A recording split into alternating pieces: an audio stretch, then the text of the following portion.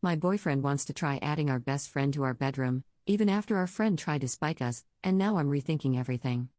Posted by you/throwaway756585. So the other night, my boyfriend of 2 years Mark, 25M, and I, 22F, went to a birthday party, all hyped because we were finally going to see our mutual best friend John, 26M, after about a month. John had been in Russia for a month and had literally come to the party. It was his sister's birthday, straight from the airport. He was all hyped to see us too, and after about an hour of hanging out with everyone else, John asked if we could sneak off and head to his place to catch up. We're all kinda introverted, and crowded places get tiring after a while. Everyone knows we're the trio that leaves every party first. So we're at John's place, just chatting and catching up, and he takes out this capsule and swallows it down with water, telling us it's this plant-based, all-natural stimulant that boosts your energy levels. He said he felt a little jet-lagged. He very casually offered us one each to try, but we said no, and Mark teased him a little for picking up all sorts of things from all sorts of places. John travels a lot and does indeed always bring some fun snacks or protein bars or whatever. It was a really casual conversation, and it somehow turned into John saying, "I got them from the pharmacy and they let me take them on the plane, how bad could they be?" He waved around this Russian bottle with plenty of capsules, and Mark judged the capsules as completely harmless and pointless, and we ended up taking one each. It's hard to capture the moment here, but it was a very, very normal and natural scene in our friendship. Fast forward an hour and I start to feel a little euphoric, so I excuse myself to the bathroom. I splash some water on my face, and when I look in the mirror, I notice that my pupils are really dilated. And the world around me seemed a little warmer, for lack of a better word. I go back to the guys and tell them about this, to which John straight up confesses, "Okay guys, don't hate me, but there was some M in the pills I gave you," explaining how he knows we'd never take it and that there's really no harm. Weed is quite enough for both of us every now and then. I start to panic, and while Mark feels completely fine and sober, he goes all not cool, man, and we leave a very apologetic John. We sat on a bench outside his building, and then Mark starts to really feel it too. It was really hard to stay mad at John, though, because everything felt so fantastic and we were so empathetic. We sat outside for a couple of minutes when Mark's phone starts to ring. It's John, and he's apologizing, but we all feel just so damn calm and awesome. So before long, the three of us end up in a nearby park, chatting and just having a good time. Soon it got a bit chilly, and we discovered that cuddles just feel great. Everything was just so great. I felt completely sober and normal, yet oddly energetic, but perfectly rational, and full of empathy. Somehow, the conversation turned to sex, and John wondered if we'd ever include a third person in our bed. I didn't take the comment seriously, so I went all woo, exciting, but Mark took it more seriously and said, "Maybe, but it's hard to find a good person for that," to which John very casually said he'd join us if he were invited, without it ever getting weird. But the M just made everything cool and okay, so we let it slide. This was a week ago.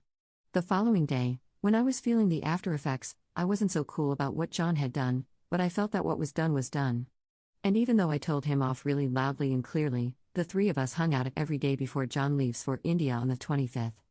Don't get me wrong, I will never trust John in that way again, and everyone knows it, and we really did have a huge fight about it. So today, Mark tells me he's really been thinking about having a three-way with John, and the two of them already talked about it yesterday. Now they're just waiting for me to say yes. What the freaking what? I just widened my eyes at him, unsure if he was serious, and then just went to work and told him we'd talk about it when I got back. Here I am now, running out of excuses not to go home, typing this post. What the hell, Reddit? What should I do? On one hand, I do feel like I got into a serious relationship too young. Mark and I are perfect together, and we plan to keep it up, so yeah, this really could be a thrilling experience. But on the other hand, does it have to be with our best friend? John is good-looking, very chill, and just generally a good person, and I've always had a bit of a tiny crush on him. Mark knows, of course, and kind of teases me about it. I'm afraid this will turn out way too messy and complicated, but I sort of feel like I have to say yes. What if I say no, though? I feel like that will just make this awkward, and I'll be the bad guy. /relevant comments. Commenter. Look, this dude gave you drugs without your consent, knowing you'd say no if he asked. I don't think you should be having sex with anyone you can't 100% trust to respect your boundaries and right to consent. Even if you're into the idea of a three-way, I think John has totally ruled himself out. Secondly, in my experience, three-ways more often go wrong than not. That's not to say they're a bad idea, just that everyone needs to be really sure. You need a stone-cold conversation about it, firstly with your BF, then with any potential third party. Your boyfriend should not have discussed this with a potential third party first and then brought it to you, and if you guys want to revisit the idea, discuss it together first. In any event, if you're not sure, which you're not, it's definitely a no. Ops response. You're right. The thing is, Mark and John always make plans on their own, and I just go along with everything, but it's never things like this. It's things like concerts, where to eat out, which movie to see at the cinema, because I always complicate things and can't make up my mind, and I'm glad to have them make plans for all of us. It really feels like a relief, honestly. But this isn't something like that. I don't know if it is to them, but I feel like this is something they should have included me in while in a very sober state. Thanks, I think this is how I'll start my conversation with them. Commenter 2. Because this is something they should include you in on. This guy should not be trusted. And yet your boyfriend is acting like you were never drugged, and he's even using the conversation that took place while you were high. At best, it's scummy. At worst, it kind of makes you wonder if it was planned between the two of them. Ironically, I'm pretty sure he'd freak out if he saw his best friend have sex with you. But that's neither here nor there. You're going to have to polish that spine up. It concerns me that you say you always mess things up or complicate things when planning, because that tells me they may try to use that history against you to pull you toward their way of thinking. Trust your gut. This feels off because it is off. Ops response. Thank you for pointing that out, that they can use that part of our history against me. I'll keep it in mind. It's very important not to get trapped into that, because knowing myself, I probably would. I'm definitely not going along with it. Update 1 day later. Thanks to all your advice, you awesome Redditors, I made the decision to do and say the following regarding the situation with my boyfriend and best friend. There were so many comments I didn't get to reply to before I met up with the guys, but I've still read them all, and I just want to say I'm so grateful to each and every one of you for taking the time to advise me. You guys made me feel less alone in this situation, and if it weren't for you, I would have had no one to turn to. So I ignored all the calls and texts I received from Mark and John when I didn't show up at home yesterday.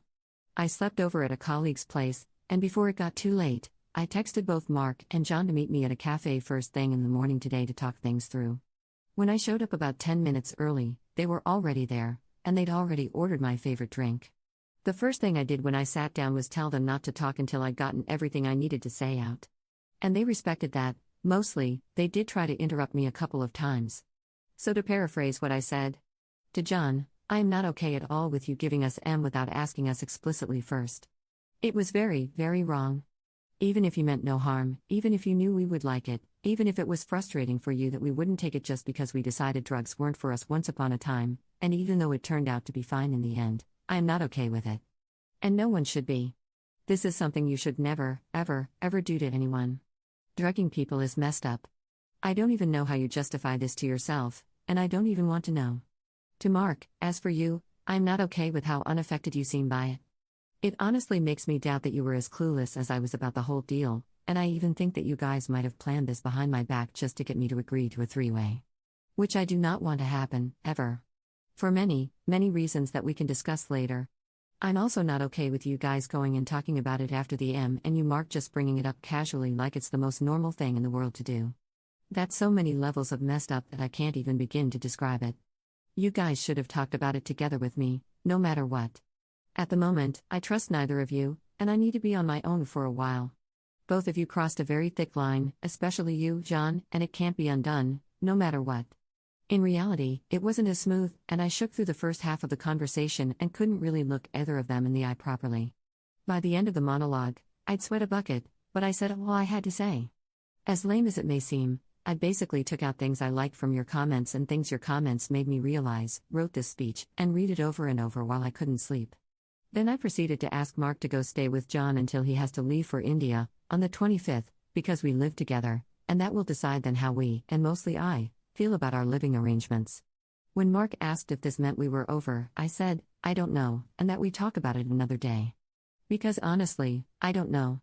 As for their part, at first they were a bit you're overreacting, and you can't be serious, and come on, we would never, but when they realized how serious I actually was, both of them were extremely apologetic and regretful, and I could tell that John was seriously holding back tears. There was a lot of screw the stupid idea about a three-way, and it's so irrelevant at this point if you feel like this. Mark just shut down and didn't say much, except things like, okay, if that's really what you want, and of course you can have all the time you need to think things through, and you know me, You've known me forever, you know I would never, ever let anything harm you. He literally seemed shocked at everything I said. At first, they both tried to talk some sense into me and denied anything negative ever happened and promised their innocence while admitting their mistakes. But when I wouldn't back down, they just resorted to apologies of the sort, "God, I really wish I could take this all back from John, and I can't believe I was so stupid not to see this was hurting you." So it was mainly positive. I asked them not to text or call until it was time for John to leave and to just generally leave me to myself while I try to figure things out. Before I left, Mark asked to hug me, and I let him. He said, "Please don't leave me," and that was it. And when I started typing on here, I got a text from Mark saying, "John canceled his trip, so I'll stay with him until you want me to move back," with a follow-up text, "If you ever do. No matter what you think, just try to remember I love you more than anything." I haven't sent a reply, nor do I plan to. So I don't know what I will do. I still don't know what to think, but having this talk was like dropping a huge burden off my shoulders, so I guess that's a step forward. Any advice is more than welcome. I don't know if, again, I am biased and think this went well or if it's just another ploy to manipulate me. So many questions buzzing now. Should I break up with Mark? Should I ever forgive John? Have all the years we've been friends meant nothing to them, and did they just decide to show their true selves at last? I feel played and stupid, and I don't know what to think.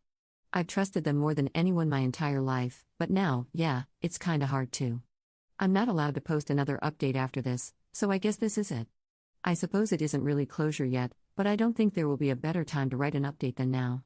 I just want to express my immense gratitude for all your help, once again.